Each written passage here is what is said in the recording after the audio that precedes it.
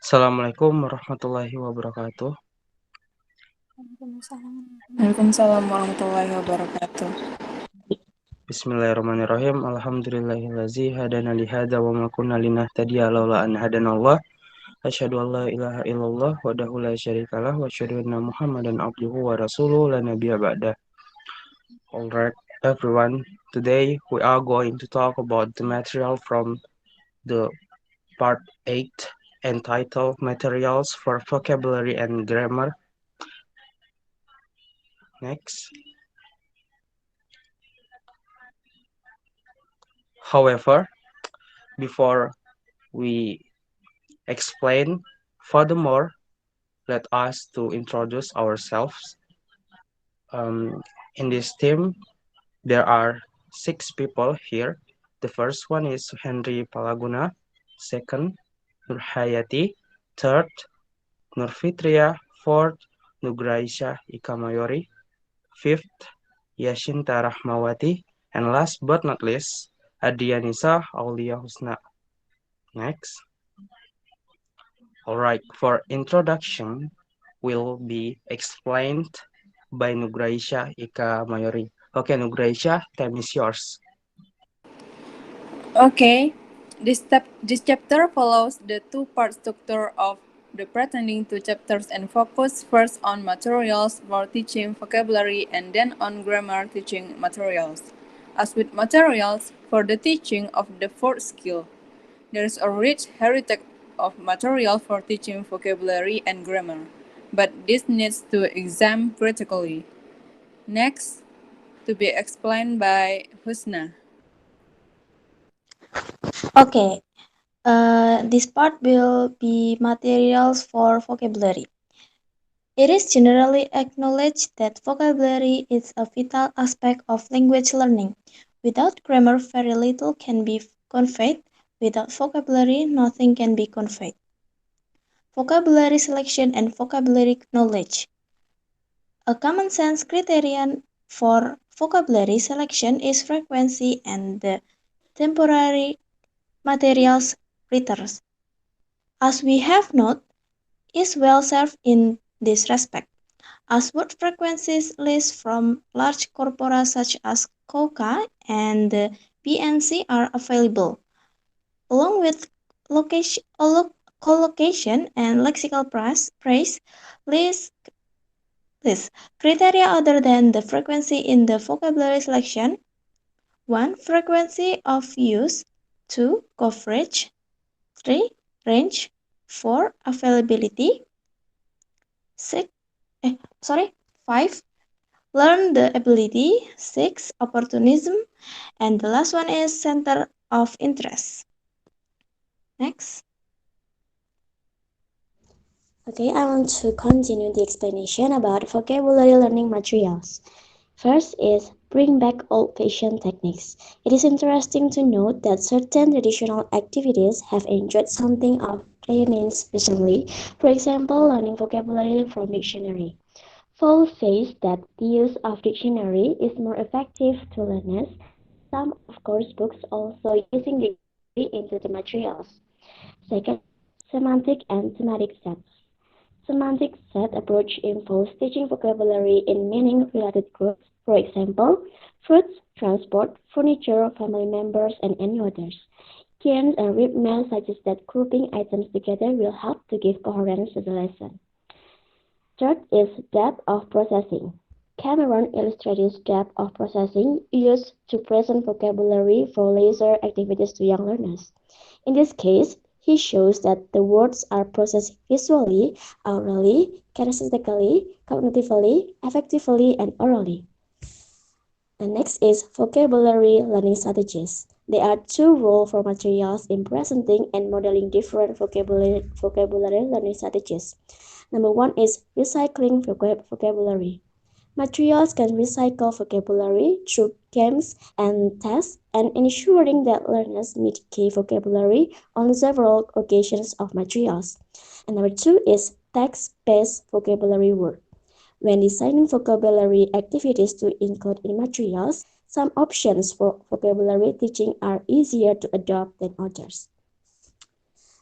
And next discussion is evaluating vocabulary work in materials. The cartoon provides the following summary of the role materials can play in vocabulary work. Number one is materials can help the students. They need to present and practice in natural context the vocabulary that is frequent, current, and appropriate to learners' need. Materials should help students become better learners of vocabulary by teaching different techniques and strategies. Number two is materials can help the teachers. This is by providing clearly marked vocabulary lessons, making the target vocabulary set stand out, and the last is giving lists of vocabulary.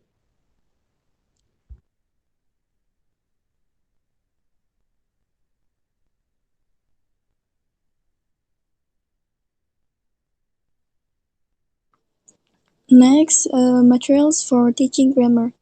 The teaching of grammar in language classes is still a matter of debate so far. In teaching, we need to consider contextual factors such as age, the needs and desires of students in reaching decisions, and what they are used for.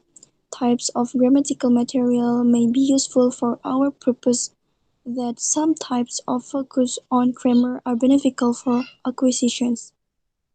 A grammatical syllabus is based on the structures of a language. It can be compared to other types of syllabi based on tasks, vocabulary, functions, or topics. Learners learn grammatical structures in a sequence that reflects their complexity, rather than their use in communication, leading to many artificial contexts over practice and perhaps an inability to transfer learning to real communication.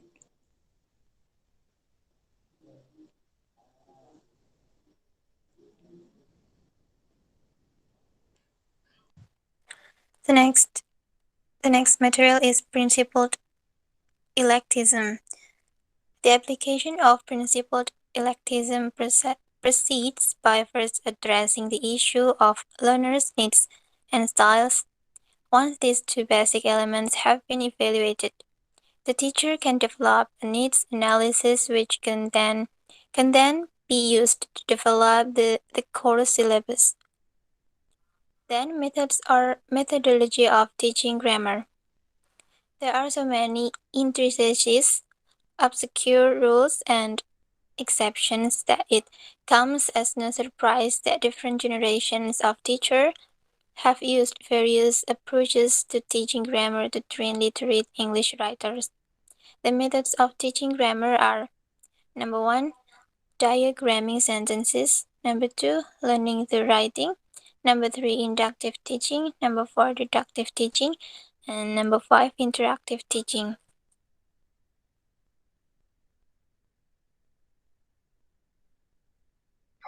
All right, for the last part is about conclusion.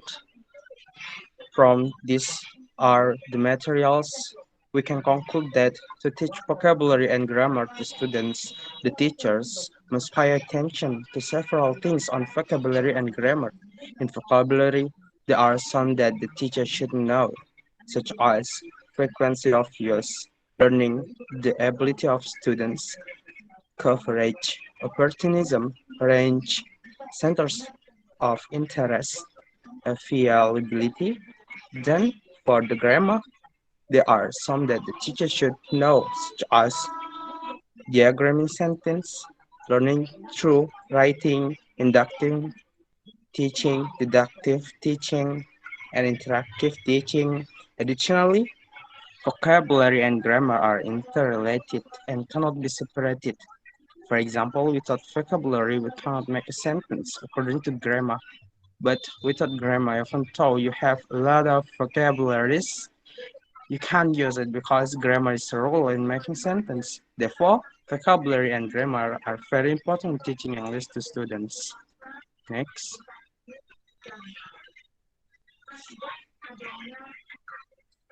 All right. Those are our explanation about the material today. And the last I say, thank you for your attention.